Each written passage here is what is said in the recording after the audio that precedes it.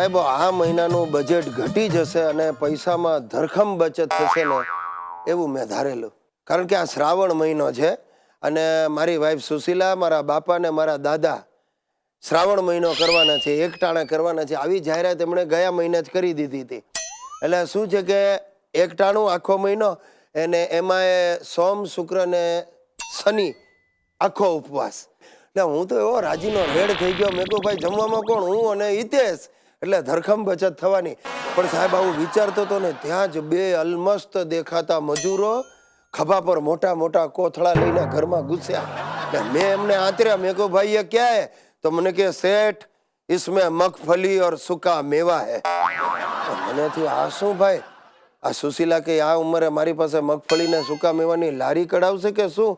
એટલામાં તો મારા બાપા શિરીષલાલ ટપક્યા. મને કે ગિરીશિયા, મારે માટે ફરાળી કાતરીનો ઓર્ડર આપી દેજે ને સાલા તે ગયા વર્ષે શ્રાવણ મહિનામાં મને કોપરાની કાચલીઓ ખવડાવી, એમાં તો મારા દાંતના ચોકઠા ભાંગી ગયા અને હજી એ નીકળ્યા નથી ત્યાં તો મારા દાદા હરીશલાલ ટપક્યા. મને કે ગિરીશિયા, મારા માટે વાટેલી બદામની રાબ રોજ જોશે ને મારી બૈરીએ સિંગોડાનો લોટ, મોરૈયો ને રાજગરાનો લોટ ઉપરાંત ચોખ્ખા ઘીના ડબ્બા તો ઓલરેડી ઘરમાં ભરીને જ મૂકી દીધા હતા.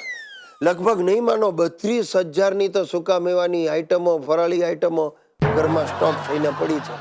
આ અમારો હિતિયો સાલો ઉપવાસ કરતો નથી પણ એને મજા પડી ગઈ છે. ગજવામાં બદામ, પિસ્તા, ચણા મમરાની જેમ ભરીને રોજ ફાકે છે. ચાલે શ્રાવણ મહિનો કર્યો નથી પણ અડધી ફરાળી આઈટમો તો એ જ ઝાપટી ગયો છે. આ મારી બૈરી, મારા બાપા ને દાદા આ બધું ખાઈ ખાઈને મને તો લાગે છે કે મગરમચ્છ જેવા થઈ જવાના છે ને સાહેબ હું પીલાયેલી શેરડીના સાંઠા જેવો થઈ જવાનો છું. આ શ્રાવણ મહિનો મને ભારે પડી ગયો બાપા. સાહેબ અમારું ઘર એટલે એક પ્રયોગશાળા છે. મારા ફેમિલીના બધા મેમ્બરો જુદા જુદા અખતરાઓ કર્યા જ કરતા હોય છે. હમણાં મારા બાપુજીએ લોકોની બેન પરણાવવાનું શરૂ કર્યું છે. કાંઈ ભલતું નહીં સમજતા એટલે એક હરતો ફરતો ઘર બેઠા મેરેજ બ્યુરો શરૂ કર્યો છે. એમના મોબાઈલમાં જેટલા સગાવાલાના નંબર હતા ને બધાને SMS ઠોકી દીધા છે. તમારી દીકરી બેનને પરણાવી હોય તો મારો સંપર્ક કરજો. બસ આ મેસેજ મળ્યો એટલી જ વાત લોકોના ધાડે ધાડા નવરાઓ વાંડાઓની લાઈન લાગી છે ભાઈ મારા ઘરે. અરે મેરેજ બ્યુરો ઘરમાં ચાલુ કરવો એટલે જેટલા આવે એને પાછા બાપુજી ચા પાણી નાસ્તા કરાવે. રોજની 15 થેલી દૂધ વપરાય છે. ચા ખાંડ બીજા જુદા. આ બધાની આગતા સ્વાગતા કરવામાં મારી સુશલીના શરીરને જે ઘસારો પહોંચે છે એની તો હું ગણતરી જ નથી કરતો.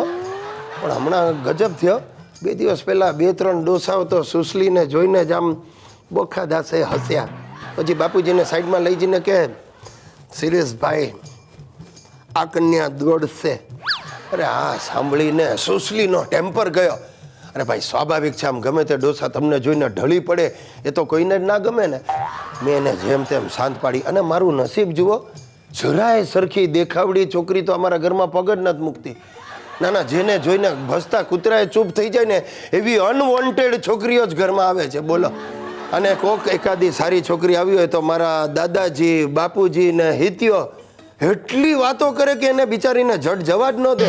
હવે આ બધું ચાલે છે એમાં 2 દિવસ પહેલાં એક આમ સુક લકડી જેવી 22-23 વર્ષની છોકરીએ બેલ વગાડી ને બાપુજીએ બારણું ખોલ્યું. ઓ વેલકમ મિસ, વેલકમ. હવે સુક લકડીએ છે ને પોતાના મોઢા કરતાં મોટા ગોગલ્સ આંખ પર ચડાવ્યા હતા. એને બેસાડી. બાપુજી કે મિસ ચશ્મા ઉતારો. એટલે પેલી આમ ડોકું હલાવ્યું. નો પણ બાપુજી કે જો મેડમ આમ મોઢું દેખાય તો પછી નક્કી કરીએ મૂર્તિઓ. એટલે પેલી આમ ચશ્મા નીચે ઉતાર્યા અને એની આંખો ચૂવા જેવી લાલ ગુમ હાલીને કન્જંક્ટિવાઇટિસ થયો હતો. ને બાપુજી આમ કરીને જોવા ગયા તે ઉડીને એને ચોટ્યો. તે બીજા દિવસે એમની આંખો આમ સૂજીને દડા જેવી થઈ ને જોત જોતામાં તો દાદાજી, હિતિયો ને મારી સુશલીએ ભરખાઈ ગયા. બધાને ઘરમાં કન્જંક્ટિવાઇટિસ. ત્યાં મારે દોડા દોડ જઈ ને 5 ગોગલ્સ લેવા પડ્યા. જોકે સારું થયું પાછી એક સ્કીમ હતી 5 પર 1 ગોગલ્સ ફ્રી. તે હું લઈ આવ્યો, બધાની 1-1 ગોગલ્સ પહેરાવ્યા. અને પેલું 6થું ગોગલ્સ હતું ને એ બાજુવાળા નિરંજનાબેન ખબર કાઢવા આવ્યા હતા એમને આપી દીધું.